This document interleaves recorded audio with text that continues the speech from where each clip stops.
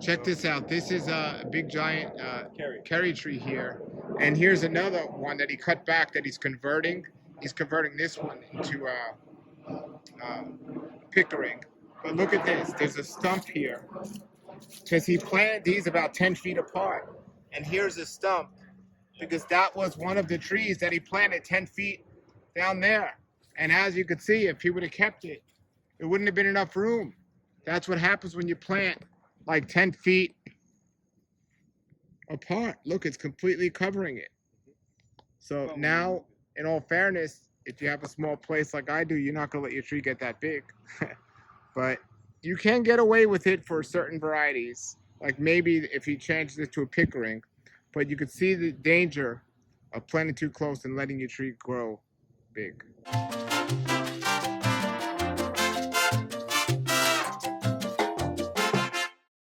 Hello everybody, welcome to Fruitful Trees. I am back at this amazing farm that I've been to before, and he has a great project going on here at this farm. I'm going to interview Joseph today. He's going to talk about his trees. He's in a transition stage and in the process of eliminating many of his mango trees, and he's putting new fruit trees in. You can see the smaller trees behind me and some of his mango trees there as well. He's going to talk today about why his location didn't do great for some mango trees, and the mistake he learned about planting too close, and what he's kept and what he's gotten rid of. And if you're inland, away from the coast, what grows better in terms of mangoes and so on. This man's a wealth of knowledge. His farm's absolutely amazing. Now, we're going to just focus on the fruit trees today, but he does have an amazing system of growing greens and mushrooms. Just an amazing place. I'll put a link below the video here to the video I did with him last time I was here. This place is amazing, and I'm so excited just to be back here. And I'm looking forward to the future of when he finishes this, because he's in a transition right now of replanting trees and taking trees out and moving trees. And as he's doing this, he's learning so much, and that's what this channel is all about. It's about learning and growing. So, and growing, right? Growing food and growing as a person. So welcome to Fruitful Trees, and we are back at the Gratitude Farm here. And we are going to check it out now. Here is Joseph and me looking at his trees. All right, everybody, here we are at Gratitude Garden Farm. Here's Joseph, and we're in a transition of his fruit trees. He's gotten rid of some of them. So just give us an update. Tell us what's going on with your trees here. Because last time we came, the trees were so close. Tell us how close you planted them, how long they've been in the ground, and some of the things grow well here or not. So just fill us in. Okay, hi Paul. Yeah, so we basically tried a bunch of different fruit species, mango varieties in this orchard. We're not knowing which ones would do well. We're in Loxahatchee, so we're a little bit more out west. Now, if you just go straight east to the ocean, it's a whole different ball game. So what doesn't grow well out here, a couple miles towards the ocean, grows beautiful. So, you know, we didn't know what worked. So we planted a bunch of different varieties. Now, we grew them kind of tight together, I think every like 10 to 12 to 15 feet, because we were going to let the middle one grow so we could get some crops out of the middle one, and then we would take out the middle one and either transplant it or remove that one. So we're in the process where we were doing that, but we're also taking out the trees that have not been producing in the last 5 years because it just doesn't do well. So tell us, how long have the trees been in the ground? And from your experience out here west in Loxahatchee, what has done well and what hasn't? Okay, so most of this orchard is mangoes. I did have a couple avocado varieties that did pretty well here. So yeah, we planted about over 100 mango trees here. We planted them in 2015, and we had all kinds of varieties. But what I feel that does the best here, like Kerry was my favorite mango tree, one of my top mango trees. I almost planted this whole place Kerry's, and I got warned not to do that because they didn't know if it might not grow well, and that was good advice. That was Alex from Tropical Acres. He told me, do not plant all Kerry's because they're not going to grow well, most likely. He was right. They didn't grow well, but I planted a lot of so we do get a couple of mangoes here and there, but not like it's supposed to. I had one in Deerfield Beach, and it was the same size of these trees, and it had hundreds of mangoes on them. So they were loaded. So these are all your Kerry trees. These ones right here are Kerry's. Now I've taken a couple out. I've kept these because of sentimental reasons, because I don't want to give up on them. I still think I could get them to bear fruit. I'm thinking maybe giving it some rock dust. I know rock dust helps with dragon fruit, helping them fruit. I don't know if that's going to help Have you with. trimmed these trees at all? I've trimmed a few right now. As you can see, this one behind me right here. This one I whacked it pretty heavy, mainly because I can graft something else on So you top want of to top work this tree. This was a carry as it. well. This was a carry, but I already have 5 carries here that And don't how far produce. apart are those? I believe they're about 20 feet apart. Okay. They're a So little tight, but they're a dwarf variety also. So you also have to take in consideration the tree. Is it a dwarf variety? Like the pickerings, they don't. Every mango tree was planted the same year, 2015. Some are 30, 40 feet tall. Some are 10 feet tall. So it depending on the variety. You know, cockshoes were short and stout. The pickering are short and stout. The Kerry are more of a dwarf variety, but they do get big too. You know, so. Then you have obviously some monsters like we got the lemon meringues huge over there. We got the sweet tarts that are pretty big too. so tell us what's done well for you, what hasn't, what you've taken out, and what you. My favorite mango trees would be the Pickering and the Fairchild. I find do really well out here. Angie's do okay also, but they get ugly. They get a little scabby, but they do produce quite a bit of Angie's. The lemon meringue do all right. Once again, scabby. They get little scabs on them, and anthracnose. Also, sweet tart does okay, but dirty also. The cleanest fruit that I get out here most likely would be the pickerings. Pickerings, okay. Yeah, and Duncan's did do well out here, but for some reason the last 2 seasons I didn't really get a lot of Duncan, so I don't know what's going on with that. But yeah. And what are you going to top work this? Probably carry Pickering. I'd like to keep. I like Pickerings because they stay short. So there's a bunch over there in the left over there. We can go check that out too. Those ones are perfect height. They don't get crazy big, and they bear a lot of fruit.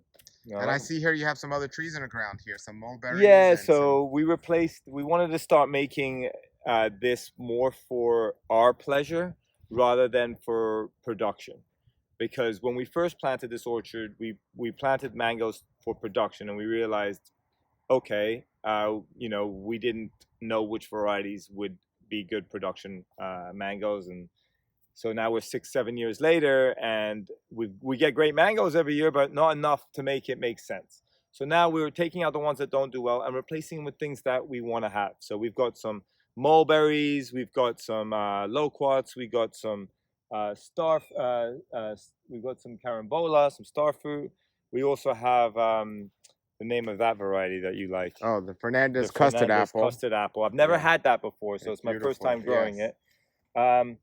You know, they all got a little shocked when they came in, but they should be all right. And so I know you're watering them. What about spraying or fertilizing? Are you doing anything with that to any of your trees? Yeah, I didn't want to give it too much. I didn't want to give any fertilizer right off the bat because I don't want to shock them. But you know, there's definitely some compost teas that we can start making for them. I definitely want to give it some rock dust coming up here shortly.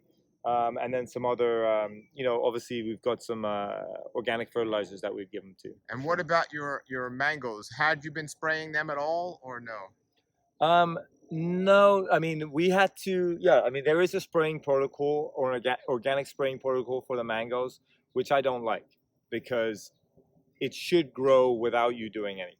The fact that I have to put so much effort in to get it to do what it's supposed to do naturally means that it's not the right variety for my section. So that's why I didn't want to continue doing mango production in here if I had to constantly be spraying. Now the spraying is all organic stuff, but it's still a lot of maintenance, a lot of time, a lot of effort to try to get it to do what it does naturally, you know. So if somebody's living out west, yes, away from the ocean, what are 3 or 4 mangoes you definitely would recommend them not have?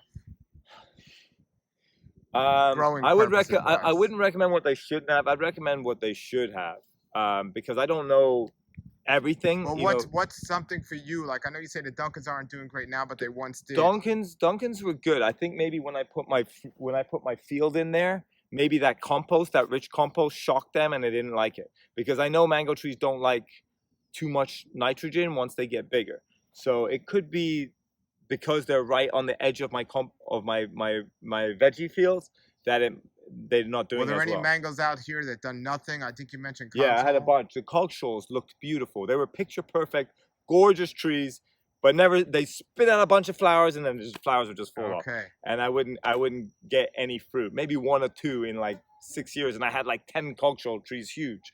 So you know, So that out was of a shame. 100 trees you had here, you took a good amount out. I did take a bunch out. I still have lemon meringue, sweet tart, pickering. I've got one or two Angies. The Angies did decent this season. I've got some Kerries. I've got some Fairchilds and Pickerings, like I said. And I got a couple Duncans. Other than Okay. that, and I still have my avocado trees, but I'm gonna have to probably remove those because of the positioning of the house. Well, I that we're definitely building. want to go check out your avocado grove here. So Yeah. the trees you left and you took out, did you take trees out between these, or you didn't really focus on the spacing? You just took out what wasn't good. Well, it was a combination of both. Okay. We like even these trees. I'm not gonna keep these trees, but I'm not gonna remove them. I'm gonna whack them down to the base, and then when they reshoot, I'm gonna graft pickerings to them. I want mangoes that, like you said, I want food here. I mean, the Sure. trees are great, but I want abundance of fruit trees. So I'm gonna plant what does well here. So that's why I'm switching it up a little bit. More of a well-rounded orchard rather than one or two varieties. Sure. And we'll walk around here. But tell us now about, as we're walking, if there's anything you want to share about any of these other trees. But I also want to hear about your avocados, because when we came here last time, I remember you had 2 or 3 that were really good, and you were concerned with others. And so tell us what your plan is with those as well. Well, yeah. Avocados are easier to graft than mangoes. Apparently, they take a lot better. So when we have a couple of lulas that are good fruit, the lulas, they're big, nice avocados. They got a little sweetness to them, but they're kind of ugly. They get kind of ugly, and I much prefer the Brogdons and the Days. So those are two of my favorite avocados. So right behind me over there, you can see a bunch there. They're gonna have to go, and unfortunately, you can't really transplant avocados. From what a lot of the fruit tree guys are telling me, they're like, good luck with that. I mean, you got like a 5% chance of making that happen. So they didn't really motivate me to try to transplant them. I was hoping I could. So let's take a look there. So what do you have over there? I have some of my favorite trees over there. I got the Brogdons, the Days. Brogdons and Days are over here, and I've got some lulas down there, which I don't love. Ironically enough, I don't need to take those out. But so show me the Brogdon and Days so we can see how big they grow and how. Yeah, so the Brogdon get really big, but then I was having sporadic die-offs on some of the trees. Remember when we saw that before? Yes. All right, let's take a look. So this section in here, we start going into the avocados. I believe this one's a Brogdon. So this one's a Brogdon here. Yeah, they grow very like stretchy, and they just go everywhere. They're very. How old is this tree? This one was planted 2015. Okay. And then all of these were planted at the same time.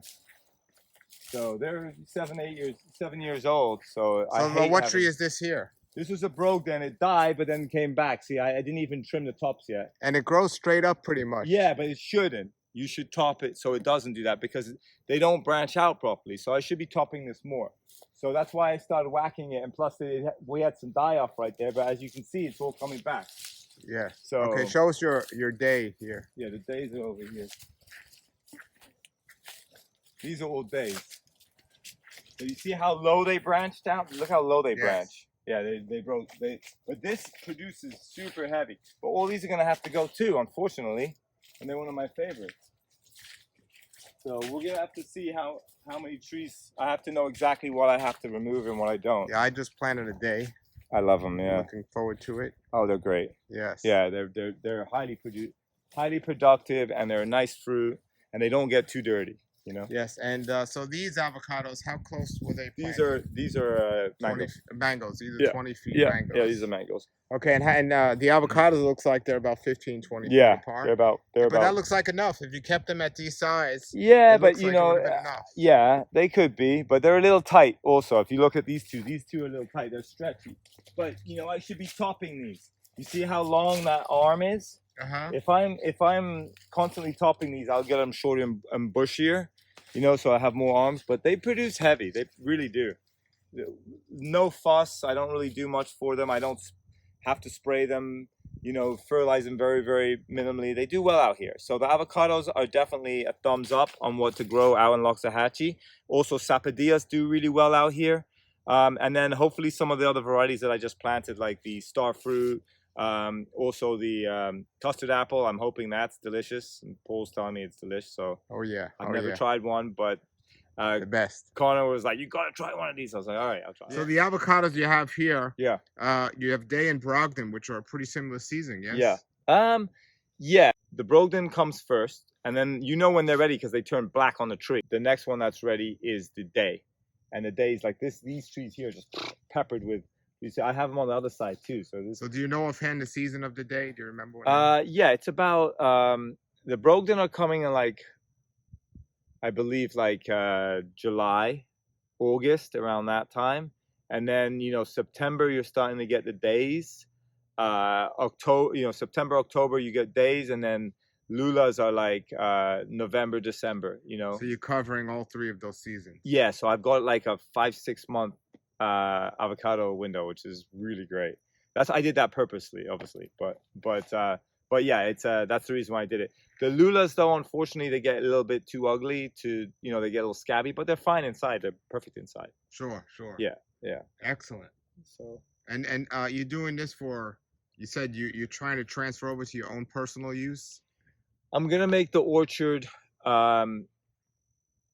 It's gonna be, I want to make it beautiful, and I also want it to have abundance of different varieties of fruits, so that every single day I wake up, I've got a fruit that I can pick from my farm. So I wanted to plant some canistel also because I like the egg fruit. I think that's a cool tree, and they do well out here too. So I'd like to plant some of that. Oh, wonderful. Well, we'll walk around and see if there's anything you want to show us with the trees other than the avocados, the mangoes, and. Well, I am building out the retreat space in the back, and when we do that, that's when I get to have some real fun, because then I get to put like all sorts of trees everywhere. So we're gonna have lots of bamboo, lots of different bananas, and then lots of different fruit trees. So it's gonna be a fruit forest amongst those little domes that we're gonna be doing. And we're gonna do another video about this amazing retreat fruit center that you're doing here. It's gonna be amazing. But while I'm here, I might as well tell you, from my experience, what I'd recommend for your land, because I was going to tell you off camera, but I know some of you watching might be interested. So as I've been traveling around with the space you got, if I had this space, I would probably plant at least 10 different star apple trees. Do you have any star apple? Yeah, I think I did plant one. A star apple is actually, it does amazing out here, away from the ocean. Yeah. There's some varieties that are grafted that are absolutely amazing, and it's a tree, once it's established, it doesn't need any spray, it doesn't get disease or anything. Perfect. That's what I'm looking for. Absolutely the most underrated fruit tree you can have. I like underrated. The other thing is, how do you have jackfruit? I do have one jackfruit tree, but that's for personal use. And see, jackfruit is something that is very attractive. You get an abundant amount of fruit on them. Yeah. And they do really well. And there's so many different varieties. Yeah. So I would definitely have some jackfruit too. I do have one or two, but like I said, personal use. My wife doesn't really like them. Well, there's different taste in all jackfruit. Yeah, I mean we get them from Katie all the time, so we try different varieties. They're good. I like the softer ones. The softer one, but not to the point where it's just like chewing gum, So it has to still have a tenderness to it. Yeah, those are good suggestions. Definitely, the custard apple is wonderful. That's what I got. I got a custard apple. Yeah, you got one, but there's several different varieties of that. I got another one over there you didn't see, by the way. I got two of them, by the way. Yeah. One of them is the one that you like, and another one's a different variety. Okay, because there's a bunch of different kinds, but there's another popular one called San Pablo. I don't know if that's the one he gave me or not, but he told me you got to try these. So I know you love mamey. I don't. You don't love mamey? No, I like sapodilla. Sapodilla, okay. But mamey, I'm not a huge fan of it personally. Because as a chef, you can make more stuff with mamey than probably any other food. Yeah, probably. Yeah. I'm just not. It's just the one. I don't hate it. I don't dislike it, but it's not my first. It's not my first fruit I go for. Yeah. I love mangoes, obviously. I love all fruit. I was fruitarian for 3 years. Yeah. So I was, Hippocrates 3 years, and I was fruitarian for about 3. We're going to make another video about that amazing story. Yeah. That's amazing. Yeah. So I would, star apple would be great out here. Yeah. And And you got some mangoes, varieties of mangoes that you seem to have toned in on what grows great out here and what not. Yeah. So now, what are you going to do with the mango trees you're getting rid of? Because you say you're getting rid of some of them. I don't know yet. Okay. I don't know yet, depending on what they make me get rid of. Because I'm have to put, we're building our house in the fruit orchard, which is amazing because I'll be surrounded by gorgeous fruit trees every day. So it depends on what I told them. I do not want to just rip out trees. I want to make sure I need to take out what I have to take out. So they're coming, they're going to stake it out and tell me exactly what needs to go. Now, if somebody's watching, these are established mango trees. If somebody's watching and they're willing to come buy a tree that you're getting rid of and they know how to take them out, will you be making that information available later on? But it would have to be done probably sooner than later because, I would say in the next couple of weeks they would need to come out. But yeah, I mean, I would hard prune them like I did the other one, like chop it down so it's more manageable. And then it comes back pretty aggressive, as you saw in the first shot. Yes. That was completely whacked, like I would say maybe a month and a half ago, 2 months ago. Yeah, less than 2 months ago, and it's already bushing back up. So I would cut it down really heavy, and then we'd have to root prune it out, and then someone would have to take it in a truck but I wouldn't try to take it whole like this. Of course. It would just be very cumbersome, and I don't think you're able to So I'm going to have the contact information below the video. If anyone's interested in something like that, maybe they can contact you. I'm probably going to have a couple carries that I might have to take out, which breaks my heart because it's my favorite mango. And then maybe a couple sweet tart and lemon meringue might have to come out, which are primo trees. And they're all organic, and they're amazing. Now, I don't see any white sapote trees. No, I don't have any of those. Why not? I mean, I couldn't even walk in this fruit orchard last time you were here. There was no room to put anything else. But now that concept of doing a mango commercial, we'll leave that to Alex from Tropical Acres. And I want just a nice fruit orchard. You got to get a white sapote. Okay, I will get one. I will get one. All right. I got what I could for now, but as I take out more trees and as we build our space, I'll be planting more trees. But I don't want to just plant everything right now. I want to make sure I get the right stuff. Absolutely. So, if I can't find it, I'm not just going to plant the right stuff and the right varieties. That's great. All right. Well, this is an amazing place in transition. We're going to come here when it's done. But he's taking these trees out and building a house over here. Yeah, in the middle over there. Strategically has to know what to plant and what not to plant. But thank you for showing us around here as it's in transition and showing us. And it's already transformed because last time it was all shade here. Yeah. You took a lot of stuff out. Now. All right, tell everybody about your farm there, because this is an amazing farm, everybody. Tell everybody about the farm. Paul. Yeah, we're a 5-acre certified organic farm here in Loxahatchee Groves, specializing in medicinal veggies, fruits, mushrooms, microgreens, and we make medicinal products for different people and for ourselves too. And we do mushroom extractions. We grow 4 varieties of medicinal turmerics, and we're going to be doing retreats here soon, which is going to be super cool. We'll talk about that another time, but we're in the process of doing that now, also building that. I'm going to put your contact information below the video. So thank you again. Thanks, Paul. All right, everybody. There it was. I told you that was just amazing. And that's just a transition thing that they got going on here. It's going to be even more amazing once he finishes his project. It's going to be a house somewhere over there, and it's going to be fruit trees. And he has a retreat idea, which I'm going to video him about in the future, a farm to table retreat where you're going to be able to live in these domes to this retreat and come right between mango trees and live in a dome and eat looking over a farm. Absolutely amazing place, amazing man. The link is below the video to the video I did with him last time and the link to his amazing website. So please, if you like, subscribe, and if you have any comments or questions, post them below. Until then, everybody, thank you for watching and keep growing.